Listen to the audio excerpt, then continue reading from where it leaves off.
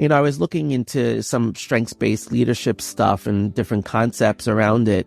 And one of the things they talk about is, that there are really 4 key roles on any team.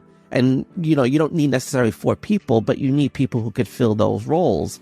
And there's the leader, the doer, the communicator, and the thinker. And, when you're looking at it, or you're assembling your team to be the most productive, do you have those key roles? And oftentimes it's, just because you're the business owner or you're the self-employed, you kind of fall into that automatic role of leader where you have to provide the vision, but you don't always have the thinker and the communicator and the doer in that. So, you have to think about it in terms of, I don't want to be the smartest person in the room. Looking for clarity and confidence when it comes to decision making for your business? You've come to the right place. You're now listening to the Atomic Business Coaching Podcast. I am Adam. And I'm Tom. And together we are Atomic Business Coaching, where our stories are your solution. All right, man. How you doing today? Good. Yeah. Doing well. Yeah, yourself? I'm doing pretty good. I am excited about this week, excited for a productive week. Just trying to get all things organized. I tell you, my time blocking the last couple of days has been awesome. It's really helped me to really shape up and get things in order. So it's been fun. How about you? Complete opposite, Tom. Really? Yeah, I had a lot of big projects last week and my kids were home, and it got a little bit crazy where I have these things called weekly accountability meetings with one of my partners for my other business. And I literally put a 0 on the board this week, and he went beyond the goals that we need to. But the cool thing is, he's part of my team, and he was super supportive of it, and he was understanding. He didn't let me get away with it, right? But he was there and like, hey, what's the issues with it? How do we overcome it? And he's a good part of my team that way. That's awesome. It's just awesome when you have a good teammate, isn't it? It makes such a difference, and absolutely, it's 100% important to have a good team to support you in what you're doing. I'm looking at the book right behind you right now, Who Not How by Dan Sullivan.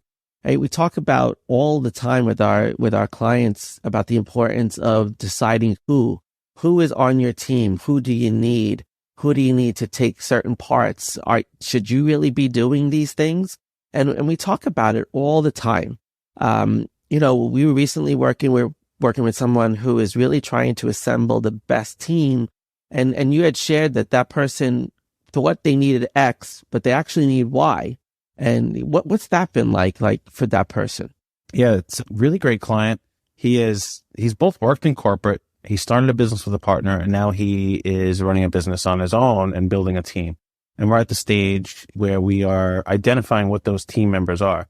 So how has it been? It's been long. Mm-hmm. And the reason it's been long is because this person had an idea in their mind of what the team needed to be. And every time we discussed a certain role or a certain position, we ended up expanding way beyond that and realizing either that person had the wrong responsibilities in that role or was the wrong type of person to be doing those responsibilities. And sometimes we needed to create a whole new role or a similar role that was very adjacent to what this one was because it had such specialties. So it's been long, but extremely productive. And this client is getting exactly what they need out of it, which is identifying who needs to be on their team. Yeah. And it brings up the whole issue of is what do you really need? How do you really go about figuring that out?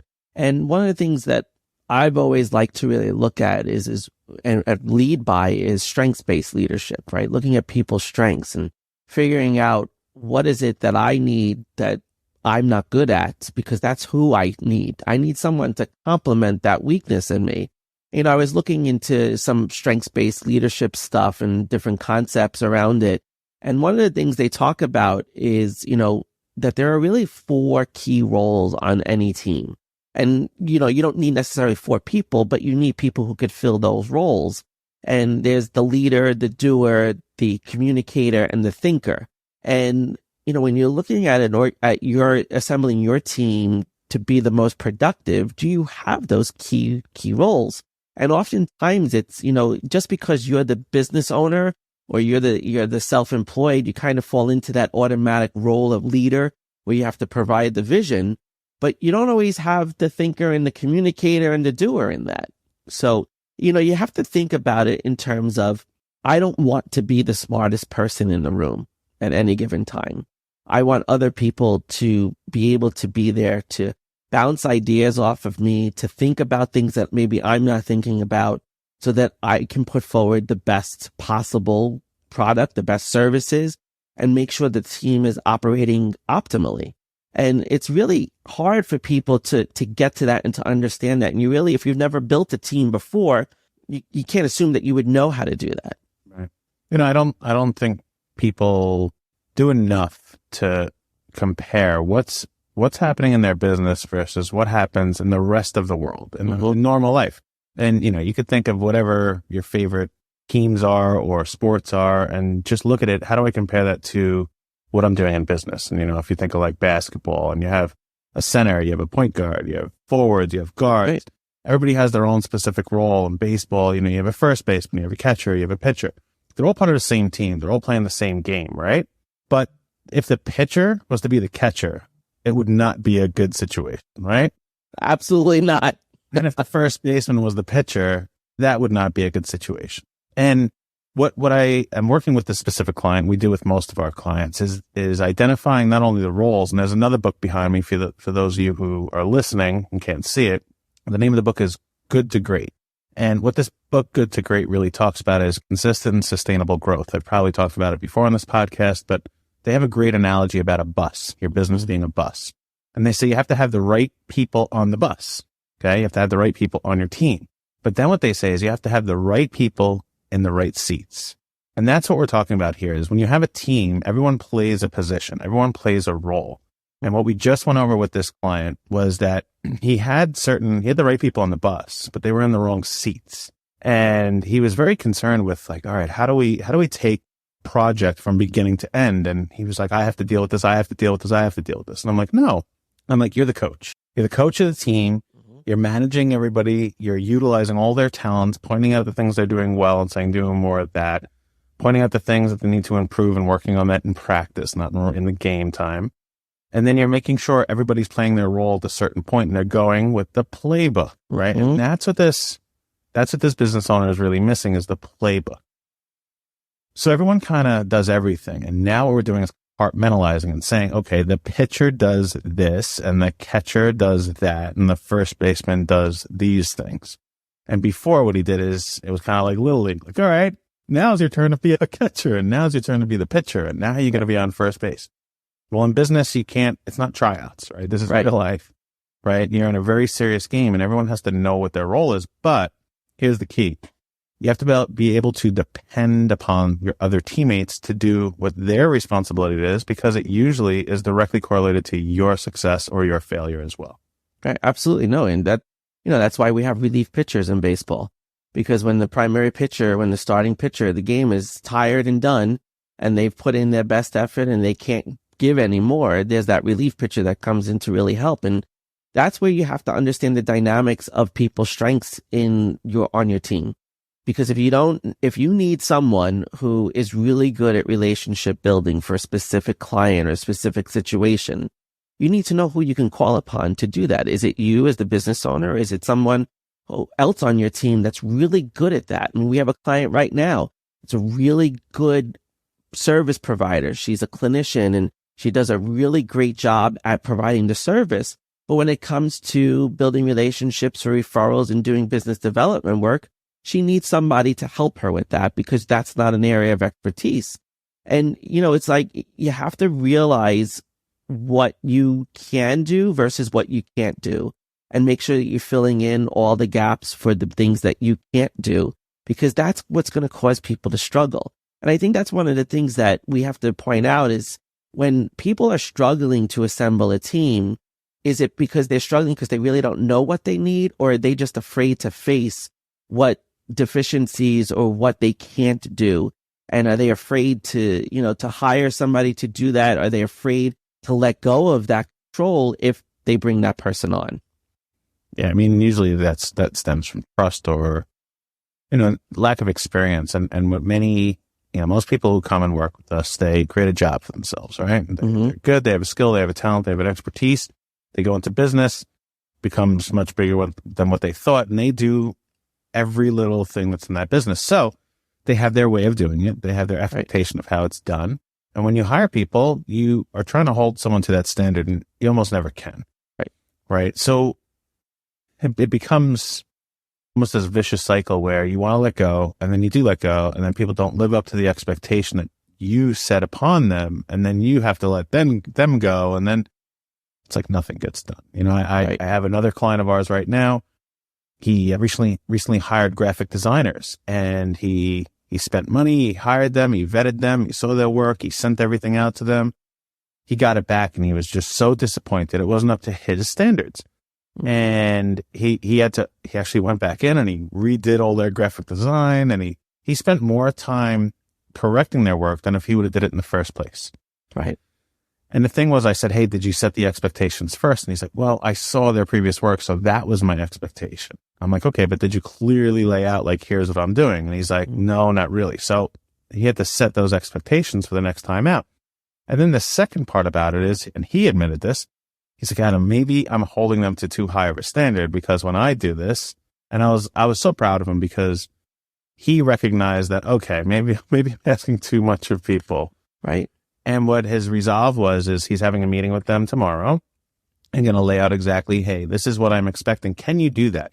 Mm-hmm. So he's giving them a chance to say, hey, no, I'm not able to do that. And then maybe we have to reassess, you know, is that the right person or not? But it was good. It's an evolution. And most business owners, when they start out, it's all that. Right. Right. And it is an evolution, and you're 100% right. And I think that's one of the things that people have to recognize, is that when they are trying to build a business, especially our self-employed that are trying to build a business and they're working the job, you're doing everything in that business, and you need to identify who your people are that you can get help. And, you know, like in Dan Sullivan's book, Who Not How, he always says, the minute you start adding people to your team, you're going to increase your growth. You're going to increase your financial income. You're going to be able to do more because you've put those people in place. But I think you bring up a really good point about setting the expectations for the people that you bring into your company and your organization. Because if you don't set the right expectations and they're not crystal clear from the beginning, you're going to wind up chasing a lot of things that you don't want to have to chase. And it's chasing the person to do their work. It's chasing the deadlines. It becomes this constant game of chase. And now it's better that you could have done it yourself. But you had said something a while back, I can't remember when it was, but it was at a lunch that we were at, and you said about hiring people, you can only expect them to really do 60% or 80%, I forgot. 80% of what you do and not, or 60% of what you do and hope for 80%, something like that. Yeah, I use, and this is just something that I've utilized throughout my whole career. When you hire somebody, I use these 3 different percentages. Okay. And if you expect, anytime you hire someone, if something you've done before, you should expect them to do 60% of the capability that you have. Okay. So if you do 100%, you can only really expect 60% of them. Okay. And that would be considered a good worker. Mm-hmm. Okay. They're doing 60%. Now, if someone achieves 80%, they are a rock star. Okay. And here's why we use these numbers. If someone was 100%, could do 100% of what you could do, they wouldn't work for you. Correct. You would work for them, or they would go start their own business, or they would go work somewhere else. Okay. So an 80%er, you want them to be promoted as quick as possible to management. Okay. Mm-hmm.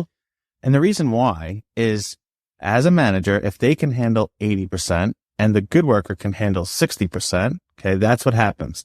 The worker does 60. The manager makes up that other 20%. And then the manager comes to whoever their superiors are, supervisors are, or the owner, and that person makes up the other 20%. Right. That is a team. Now, the last number that we use is 40%. If someone can only do 40%, that is the bare minimum before you have to have corrective action or termination or things of that nature. So if someone can only do 40%, that's kind of like the threshold of, I can't really keep you on anymore. So right. We shoot for 60. We hope for 80. If they hit 80, you got to promote them to management.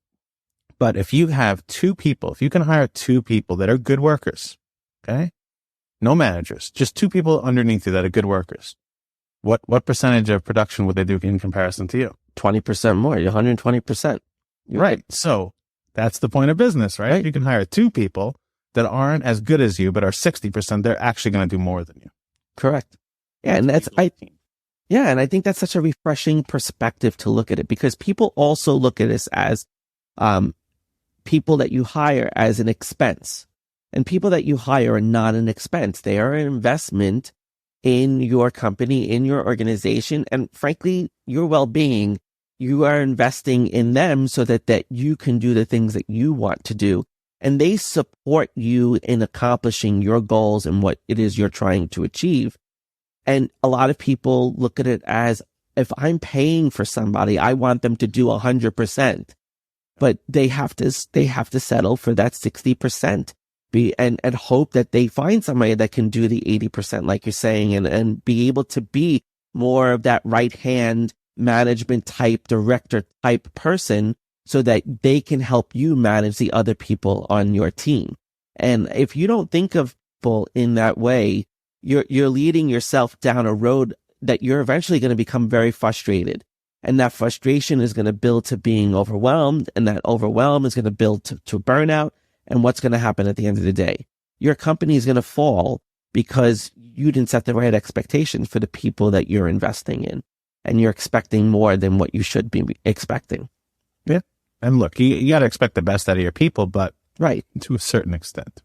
Right. I mean, it's not saying that we don't want to promote a high standard. I think you have to always promote that high standard and make sure that you're trying to achieve that excellence. And that is an expectation as a company that you achieve excellence. However, you're only going to be as good as your weakest link. And if your weakest link is 40%ing it, then we have a problem. And we have to reevaluate if that person belongs on the team. But if you have 5 people doing the 60%, and you maybe find somebody else in that team that can do the 80%, then you're going to get more out of that. Because if you have that 80 and that 60%, to your point earlier, that's 140%, right? If you think about it that way. And you're going to get more done with people like that on your team. So I hope that really reframes for people that perspective. And, it's hard to always look at and stay on top of what everybody on your team is doing, because you have your things to do too.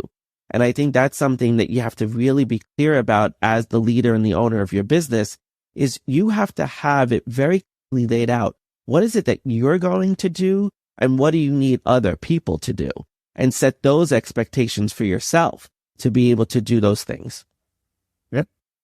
So you had mentioned in the beginning of this that there was 4 roles, like a leader, a doer, a thinker, and a communicator, right? Correct. So why don't you maybe explain what the differentiation between those two is, who they would be, what their responsibility, what is it all about? Leader, doer, thinker, communicator. Right. So the leader of the team is the person that is responsible for setting the direction, for creating the vision, right? Ensuring everyone is working toward that same goal. So the leader is your visionary. It's the person setting the tone. Where are we headed? Here's where we're going. Please help me to get here. Make sure you're on par with where you want to go. That doer is the person that's responsible for acting and actually getting stuff done. Those are the people that you may task to implement a new standard operating procedure, or to carry it out, or make sure that it's happening in the way it's supposed to happen, because they're going to be the doer. We have a lot of people that are self-employed that are doers, and that's why they're self-employed, because they don't have a problem doing. But as you grow your business and you grow into a bigger business, you have to have people who are your doers. The thinker is the strategist. It's the person who's sitting back and saying, all right, what new ideas, what can we innovate on? What can we change? What can we do better?